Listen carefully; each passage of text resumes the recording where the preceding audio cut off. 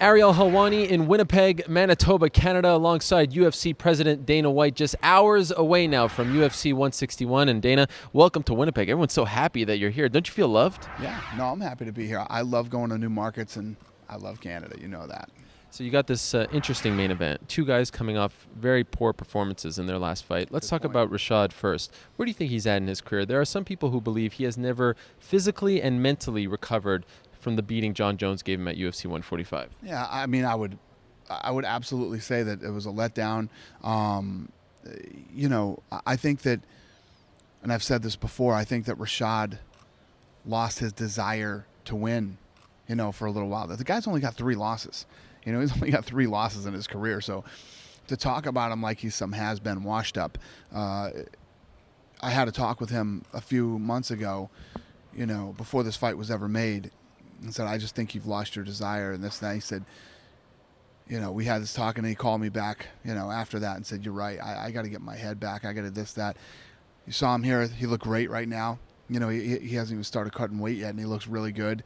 We'll find out Saturday night if Rashad is back and Rashad has really got it together. When he agreed with you that he had lost some of his desire, what did he chalk it up to? It happens. He's been in the game for a long time. Rashad's a guy who's made, really good money, and you start living that lifestyle, and, you just start to, some guys start to not be as hungry as they used to be. Do you think the John Jones fight stole some of that love for the sport that he once had? I think that the John Jones fight might have depressed him. You get into a depression and you don't realize that you're in it until somebody tells you about it, and then you got to figure out a way to snap out of it. If he loses this fight, do you think he should go down to 185? I don't know. We'll have to see how he loses, what happens, and I don't ever think about stuff like that till I see the fight. I ask because if he won the last fight, you said he was going to fight probably Anderson Silva. So would he need a sort of rejuvenation of his career if he loses, is why I ask. Yeah, he doesn't move down to 85 and get a shot at Anderson. There's no way. Not. Yeah. What about Dan Henderson? His last fight wasn't his greatest performance, but he chalked that up more to Machida not engaging. Where do you think Dan's at in his career? And that's a great point. Both these guys are coming off stinkers. I mean, just completely shitty fights. So I think they both have a lot to prove on Saturday night. Both great wrestlers. Both like to stand up. Both have good power. And this should be a fun fight. And as far as Dan Henderson, Dan's one of these guys that has been around forever. He can go in and knock anybody out. And you can't blame the fight just on Machida. It takes 2 to make a fight. If you're not good enough to get to Machida and make it a fight, you're to blame too. Who do you think has more pressure on their shoulders going into this fight? I think they both do. It's not like Dan Henderson is some guy that, is just looking for a paycheck and doesn't want, he wants to win. He wants title shots. And Rashad now, hopefully, wants the same thing. Speaking of the light heavyweight division, you announced moments ago that John Jones is going to fight Alexander Gustafsson in Toronto.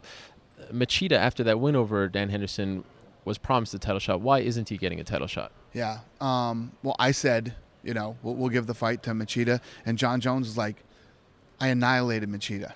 I already fought Machida. I annihilated him. And I've never fought Gustafsson. And me and Gustafsson have some beef. That's the fight that I want.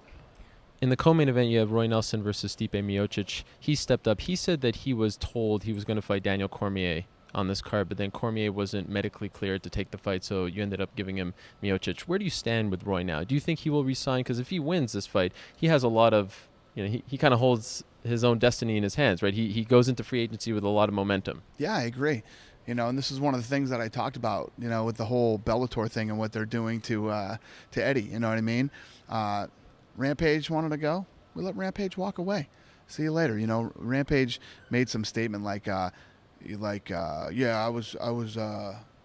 wasn't re-signing. Well, we weren't re-signing Rampage either. It was pretty clear on both sides that we weren't going to re-sign. We didn't hold that over his head. We didn't, whatever. You want to leave? Leave. Go. And, Roy will have that same opportunity. He's honoring. He's doing the right thing. And the other thing that Roy's doing, I know half the stuff that comes out of my mouth about Roy is bad, but let me talk some good about Roy. I always talk positively about his skills and his fighting abilities. But here's the other thing, too. Roy's a stand-up guy. Roy's contract expires in July. We said, can we get an extension? can we get an extension to get you one more fight? And he's like, no, my contract ends in July. We said, fine, then we'll get you a fight earlier. And he said, okay, and he took the fight. You know what I mean? That's pretty stand up, and I respect that. And after this fight, he'll be a free agent, and he'll be, we'll see where it goes from there. Do you want to remain in the Roy Nelson business? Sure, we'll talk. If Roy Nelson wins or loses this fight on Saturday night, we'll talk to Roy. You will offer him a contract. Yeah, talking sense to Roy is tougher than any other guy out there. But yes, we will speak to Roy, and we will see how the talks go. Can you imagine what it would be like if he won? It might make your life. No, let's imagine if Roy went on an 8-fight losing streak. It would still be tough to talk to Roy. Daniel Cormier told me that he wants to fight Roy very badly because Roy kind of put out that he sort of turned down this fight, and he said he wanted to kick his ass. Not only that, he wanted to kick his ass for Dana White. And Roy today called him an Uncle Tom. He did not like that he said that. What did you make of that comment from Daniel? I think that's funny, and I respect that. You know what? Good for Cormier for standing up for me and wanting to kick Roy's ass. But I don't think it makes Cormier an Uncle Tom. It just makes Roy Nelson an idiot, as usual. Roy Nelson is never not going to look like an idiot. I mean, everything that comes out of the guy's mouth is just pure stupidness. You mentioned Rampage, and recently Rampage, John Fitch, been complaining about their time in the UFC. But when you listen to most of their comments, although Fitch changed a little recently when he put out a video, they weren't talking about the money so much. It seemed like they were, Fitch used the line hostile working environment. Right. Rampage said it all kind of fell apart between you and him when you talked about his performance against Bader when he was injured. He felt hurt by that. Do you feel like they were unhappy with what they were making or just unhappy with their place in the company? I honestly have no idea. Does this get tiring to you, to the complaints and all that, and then people get behind it? Not really. I could care less, to be honest with you. I mean, we proved you're not happy here. You don't have to stay here, and it's really a non-issue now, because if these guys both left and they weren't working, you know what I mean? It'd be one thing. Rampage said he's happier than he's ever been in his entire career, where he is now doing. So what's the issue? John Fitch said, it's so nice to be in a place where there isn't a hostile work environment, and I've never been happier. What's the issue? There's no issue. What's the point in even talking about UFC anymore if you're happier than you've ever been? Good for you. I'm happy for you, and move on. Next chapter of your life. It's because people want to know, why was it hostile? Who knows?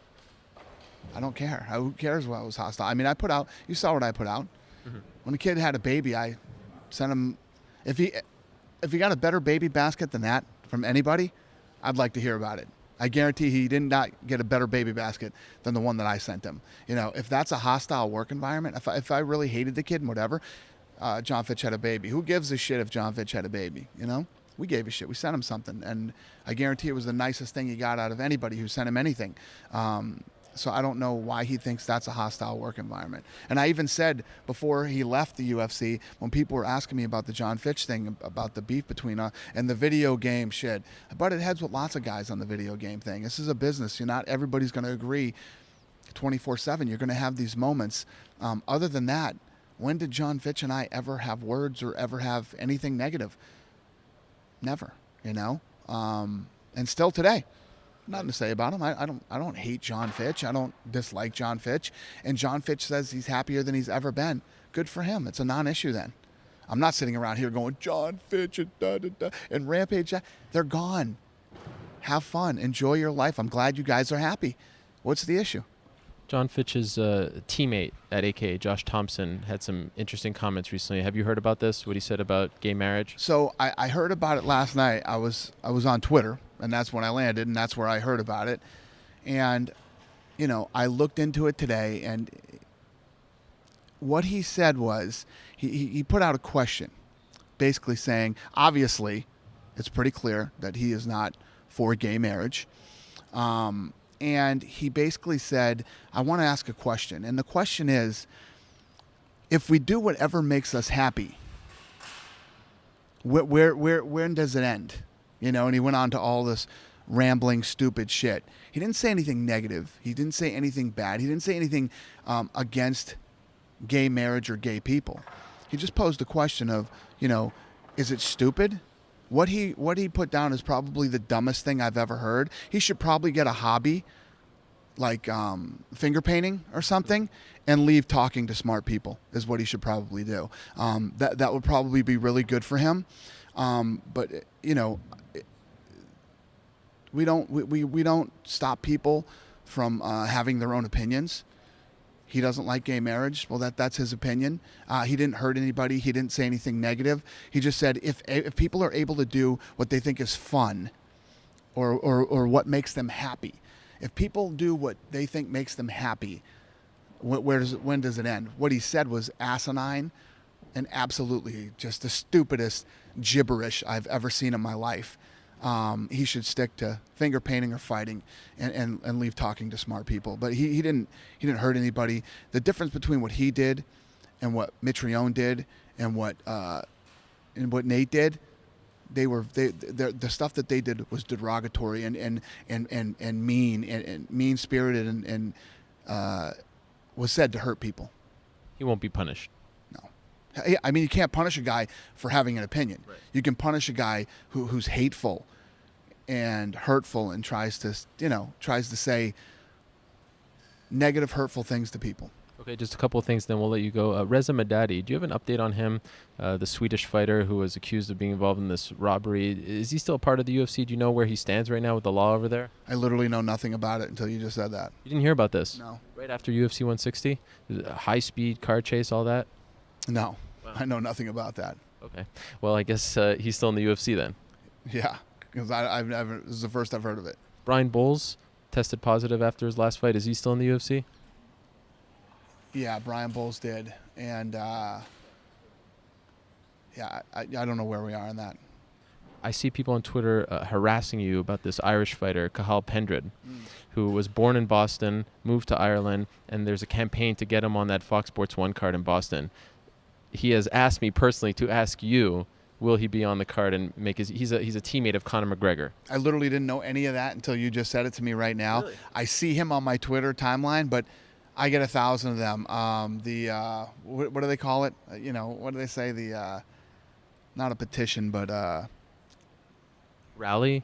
Yeah, rally for this guy, rally for that guy, rally for this guy. There's so many rallies on my Twitter. I just don't even read them anymore. Does that mean he's not going to fight in Boston? I literally don't know anything about. Someone asked you about him in Sweden, and you said, "I've never heard of him. I'm sure I will." You've been asked, but I think you may not understand their accent. Right. Well, no, I hear this stuff all the time. Right. I mean, when I walk out in the streets, people are going to go, listen, there's this guy, you got to check, I hear it every single day. And when I see rally for somebody on Twitter, I don't even read them. Right. I literally scroll right through them. That is good to know. Okay, last question. Chael Sonnen said on UFC Tonight on Sunday on Fuel TV that he worked in cahoots with Dan Henderson last year to set up, quote-unquote, set up John Jones to fight him on 8 days' notice, ill-fated UFC 151 card. Dan Henderson today denied that this ever happened. What's the final word? We go full circle here with Dan Henderson. Did this actually happen? No, of course not. It did not happen. I saw that he said that, and he's a maniac. I mean, I don't know what to say. The guy cannot be stopped. He loves to play head games with people. He loves to do, I saw this thing where he just said that LeBron James is a dork. LeBron James is a dork. He calls himself a world champion. It's embarrassing. Basketball's only in America. He's a national champion. I mean, what do you say to that? Chael Sonnen. Motor Speedway, you going to go there? Las Vegas? Motor Speedway? No. No, not happening. I don't think so, because as we start looking at the thing, it's, we can only do part of the arena. I'm worried about the wind. There's just the weather outside scares me. We did it in Abu Dhabi and it worked out great because the weather is pretty consistent there, and so is Vegas. Vegas is very consistent in. We could be outside and it's like this. 15 minutes later, you can have 30-mile-an-hour winds.